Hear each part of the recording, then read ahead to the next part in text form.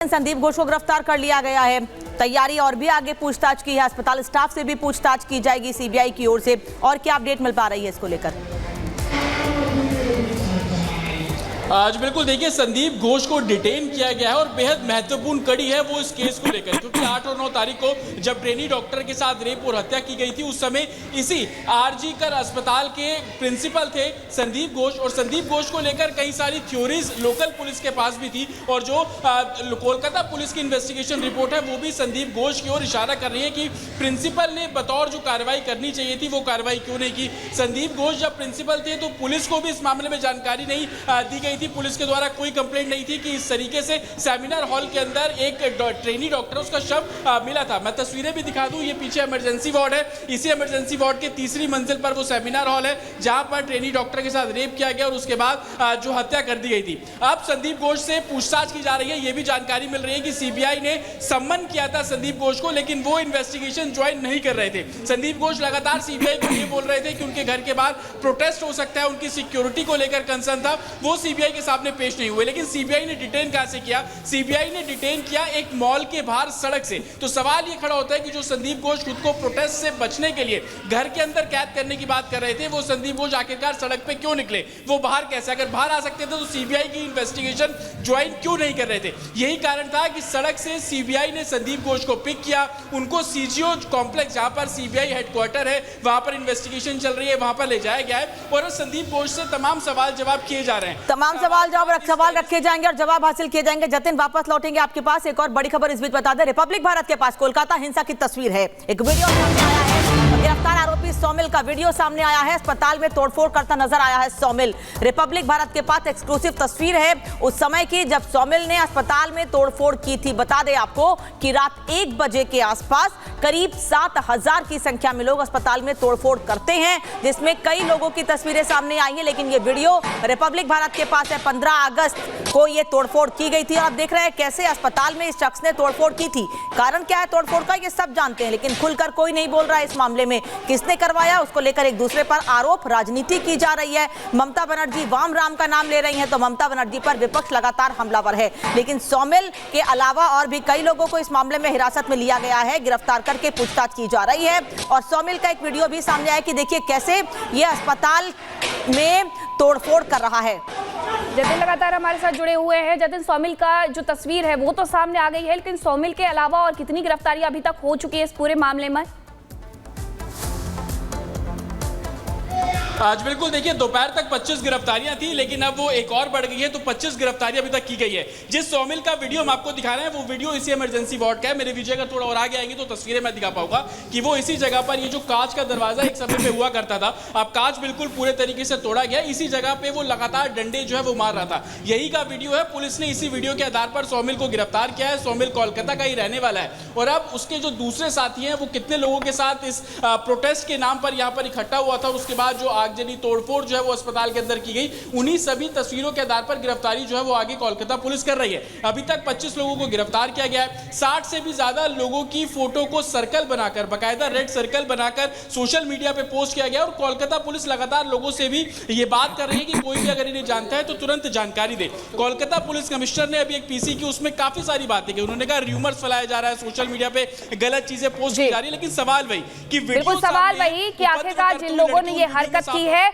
उनका मकसद क्या था और उन्हें किसने भेजा था? सबसे बड़ा सवाल वही है, क्योंकि उसी को लेकर के राजनीति हो रही है। एक और राजनीति हो रही है, वो की तस्वीरें आपको दिखाएंगे कि किस तरीके से ममता विरोध कर रही है और दोषियों के लिए फांसी की मांग कर रही है। बीजेपी की तरफ से दरअसल ऐलान किया गया था कि सभी जिलों में प्रदर्शन किया जाएगा शाम 4 बजे के बाद। और अब कोलकाता की सड़कों पर ममता बनर्जी खुद भी उतर गई हैं, हाथों में तख्ती और पोस्टर लेकर के उतरी हुई हैं, फांसी की मांग कर रही हैं और कह रही है कि फांसी जब तक नहीं होगी ये प्रदर्शन इसी तरीके से चलेगा। लेकिन सवाल उनकी पुलिस पर भी खड़े हुए थे कि आखिरकार झूठ क्यों बोला गया, पीड़िता के घर वालों को फोन करके ये इंफॉर्मेशन क्यों दी गई कि पीड़िता ने सुसाइड कर लिया है, पीड़िता के घर वालों को 3 घंटे तक उसका शव देखने के लिए नहीं दिया गया। और अब ये इस तरीके से सड़कों पर उतर गई हैं, प्रदर्शन कर रही हैं। कल तक ये बयान दे रही थी कि जो कुछ भी हुआ वो राम और वाम का किया हुआ है। यानी कि पहले उन्होंने राम का नाम लेकर के हिंदुओं का अपमान किया और उसके बाद अब जब कुछ हाथ नहीं लगा तो सड़कों पर उतर करके पैदल मार्च कर रही है। जैसा कि बीजेपी कह रही है कि ये सिर्फ और सिर्फ वोट बैंक की नीति है। बीजेपी की तरफ से ये बड़ा ऐलान किया गया था कि वो भी सड़कों पर उतरेंगे, प्रदर्शन करेंगे, हर जिले में चक्का जाम होगा। लेकिन अब ममता बनर्जी भी ऐसी तस्वीर दिखाते हुए कोलकाता की सड़कों पर मार्च करते हुए निकली हैं। मांग उनकी एक ही है कि फांसी दी जाए दोषी को। हालांकि ये केस पूरे सीबीआई को ट्रांसफर करने पर उन्होंने कहा था कि सबूतों से छेड़छाड़ की गई है। जब तक ये केस पुलिस के पास था तब तक इस मामले में कोई छेड़छाड़ नहीं होती है, लेकिन अब जब केस सीबीआई को ट्रांसफर कर दिया गया है तो मामले में छेड़छाड़ होती है। जबकि सच यही है कि आरजीकर हॉस्पिटल जहां ये घटना घटी थी, जिस सेमिनार हॉल में ये घटना घटी थी, वहां तक, उस सेमिनार हॉल तक को किसी भी तरीके से सिक्योर नहीं किया जाता है। उसकी सिक्योरिटी के साथ खिलवाड़ किया जाता है। पहले वहां पर उससे 50 मीटर दूरी पर तोड़फोड़ की जाती है और कहा जाता है कि अचानक से याद आता है कि विमेन के लिए वहां पर कोई रेस्टरूम नहीं है। घटना के तुरंत बाद रेस्टरूम बनाने लगती हैं। और अब देखिए, दो तस्वीरें आपको दिखा रहे हैं। ममता के खिलाफ जो बीजेपी का प्रदर्शन हो रहा है उसे किस तरीके से तोड़ने का प्रयास किया जा रहा है और बंगाल पुलिस उन्हें उठा करके लेके जा रही है, बीजेपी के नेताओं को। दूसरी तरफ ममता बनर्जी है जो शांतिपूर्ण तरीके से सड़कों पर निकल करके पैदल मार्च कर रही है। अब सवाल ये कि ममता बनर्जी प्रदर्शन कर रही है तो दूसरे नेता क्यों नहीं कर सकते। हालांकि ये तस्वीरें हमेशा कोलकाता से पश्चिम बंगाल से इसी तरीके से सामने आती हैं, जहां पर ये सारे कृत्य देखने को मिलते हैं कि आखिरकार किस तरीके से ममता बनर्जी जो चाहे वो कर सकती है। लेकिन विपक्ष का कोई भी नेता वहां पर अगर उतरता है, धरना देता है, तो उसके साथ यही व्यवहार देखने का पुलिस का मिलता है, जो कि आप पहली तस्वीर में देख रहे हैं। और सीबीआई ने ट्रेनी डॉक्टर मर्डर केस की तफ्तीश तेज कर दी है। सीबीआई के जांच के रडार पर अस्पताल के स्टाफ के साथ ही कुछ अन्य संदिग्ध भी हैं। कोलकाता पुलिस के कथित सुस्त रवैये को लेकर भी सीबीआई के अफसर हैरान हैं। रिपोर्ट देखिए।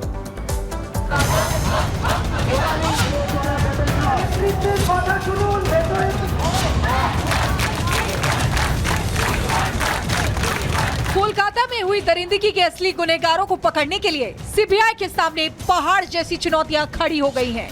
कोलकाता पुलिस की ढुलमुल जांच, अस्पताल में तोड़फोड़, अस्पताल के स्टाफ से पूछताछ में लापरवाही कुछ ऐसे फैक्ट हैं जिनके पीछे छिपे सच को निकालने में सीबीआई टीम को कड़ी मशक्कत करनी पड़ रही है।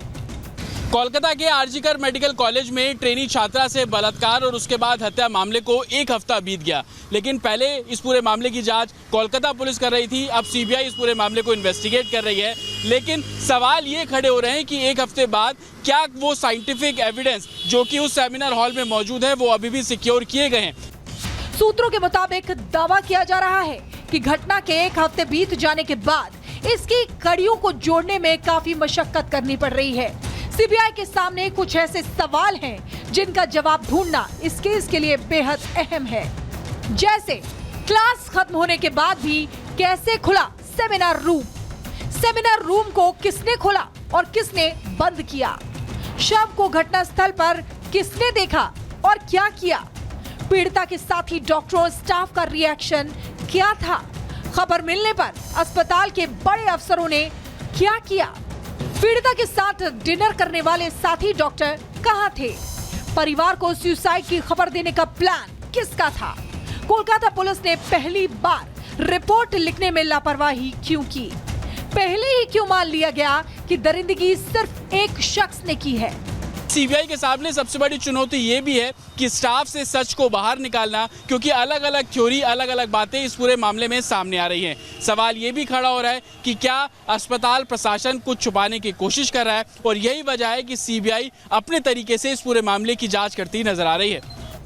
इस बर्बर हत्याकांड की जांच कोलकाता हाईकोर्ट ने सीबीआई को सौंपी थी, लेकिन सीबीआई जांच अभी ठीक से शुरू नहीं हो पाई कि अस्पताल में तोड़फोड़ और हंगामा हो गया। अब सीबीआई एक एक कदम फूंक फूंक कर रख रही है, जिससे इस कांड के पीछे का सच निकालने में कोई कसर न छूट जाए। सीबीआई मेडिकल कॉलेज के वर्तमान प्रिंसिपल से पूछताछ कर चुकी है, जबकि मेडिकल कॉलेज के तत्कालीन प्रिंसिपल से भी पूछताछ संभव है। पीड़िता के साथी डॉक्टरों के बयान भी दर्ज कर सकती है सीबीआई।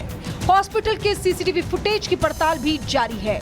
माना जा रहा है कि घटना पर पहुंचने वाले कोलकाता पुलिस के कर्मचारियों से भी सीबीआई उनकी आंखों देखा हाल समझ सकती है। जानकारों का दावा है कि जिस तरह से पीड़िता के साथ हैवानियत की गई, वो किसी एक अकेले शख्स के बस की बात नहीं है। फिलहाल सीबीआई अफसर इस केस के हर एंगल और हर कनेक्शन को खंगालकर सच को निकालने की जद्दोजहद कर रहे हैं। Bureau report, Republic Bharat.